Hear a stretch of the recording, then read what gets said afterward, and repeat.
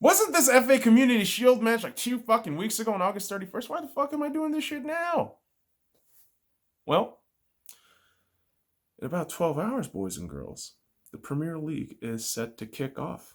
And because of that, I figured, hey, let's review what happened a couple weeks back and kind of preview and lay my expectations for Arsenal Football Club this upcoming 2020-21 season. And to start the season off, technically speaking, Arsenal grabbed a win on penalties against Liverpool in the FA Community Shield, and it's Pierre-Emerick Aubameyang who scored the early goal in regulation. Follow that up in the 73rd minute with Minamino of Liverpool scoring, and that would take us into penalties where Brewster from Liverpool became the only one that missed, and that allowed Arsenal to lift their second cup at Wembley Stadium for, I don't know, between a 2 month span where they lifted the FA Cup and now they lifted the FA Community Shield, which is nice, which is a nice way to fucking start the season. And fast forward to now, where again, we're only 12 hours away from kickoff. There's a lot of question moving forward to Arsenal Football Club. There is. Now, the club's decision to promote Mikel Arteta from head coach to team manager, first team manager, I think is a good move.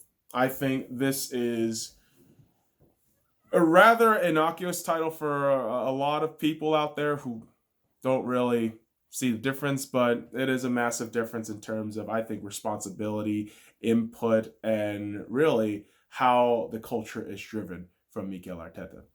And what's going to be a really interesting thing from now on is this is going to be Arteta's first full year with Arsenal Football Club.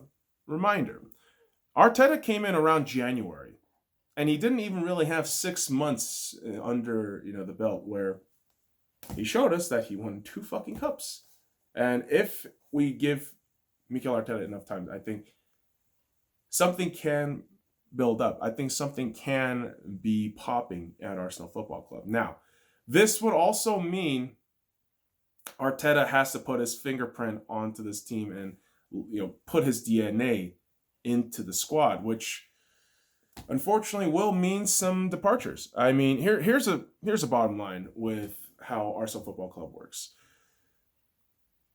They're not the fucking billionaire oil club like Manchester City where we could just fucking buy players willy-nilly. No, there has to be some shedding off from the payroll. And right now, the 4 major names that we Arsenal fans have been keeping an eye on and who is seemingly, potentially on their way out are Emi Martinez, Matteo Guendouzi, Alexander Lacazette, and Mesut Ozil. Now, between those 4, Emi Martinez seems to be the most likely from all reports and by all circumstances, prior to this, match day 1, link up with Fulham. And he's out of the squad, and Emi Martinez is seemingly set to be transferred out. So with that, I mean, you have these 3 other cats in Guendouzi, Lacazette, and Ozil, whom I think Lacazette is the one you should try to keep at all costs. I know it's a lot of fucking money to think about, and the transfer fee from him could actually be substantial and very beneficial to what Arteta actually wants to bring into the club. There's about like 1 or 2 more players I know he wants to bring in, especially in terms of midfield. But I think Lacazette is one of those forwards that gets shat on because he doesn't deliver the palpable results. Kind of like how Giroud was, but understandably, Giroud didn't have that price tag that Alexander Lacazette does, so I understand the frustration, but I think keeping Lacazette would actually be beneficial. Now, again, from the financial perspective, it's very difficult to try to justify that. However, when you speak of finances, I mean, you have to look no further than Mesut Ozil.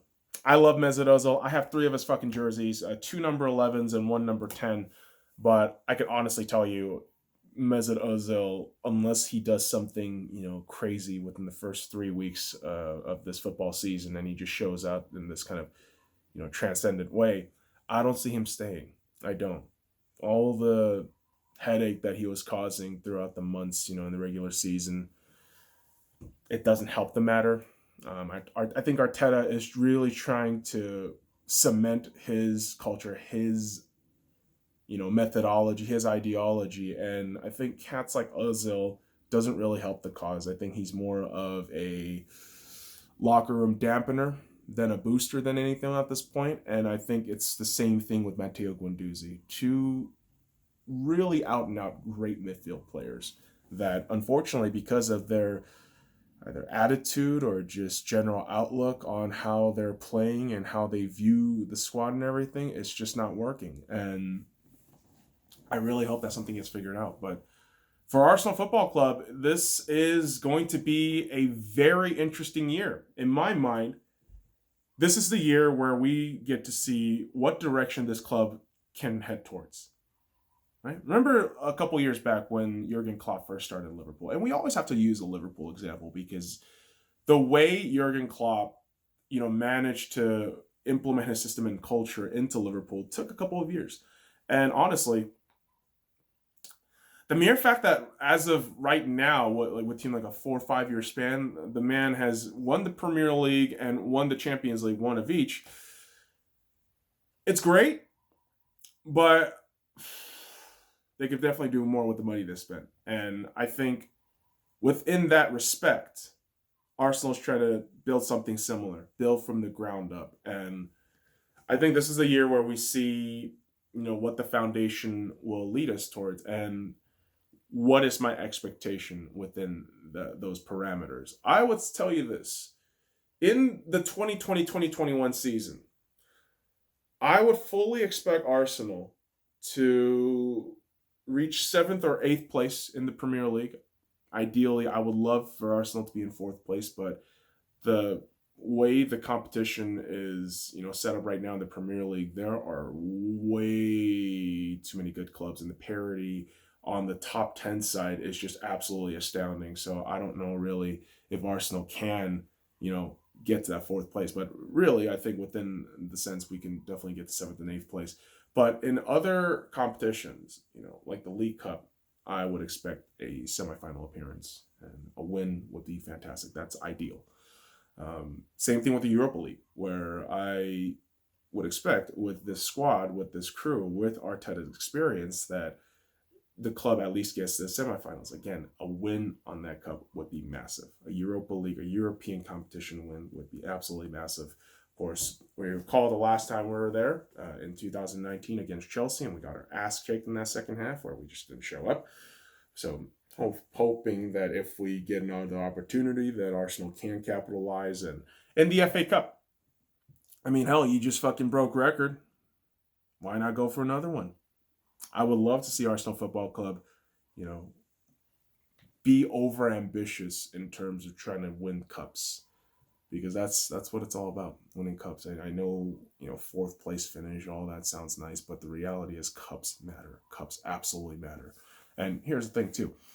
Let's say you win the Europa League. That's automatic guarantee into the Champions League. Yeah, no matter how you finish. And I'm telling you, the way the Premier League is set up right now, with clubs like Leicester City, with clubs like Wolverhampton Wanderers, with clubs like Sheffield United, and let's not forget the other big boys. I hate to fucking put them in there, but Tottenham Hotspur, Chelsea, Liverpool, Manchester City, Manchester United.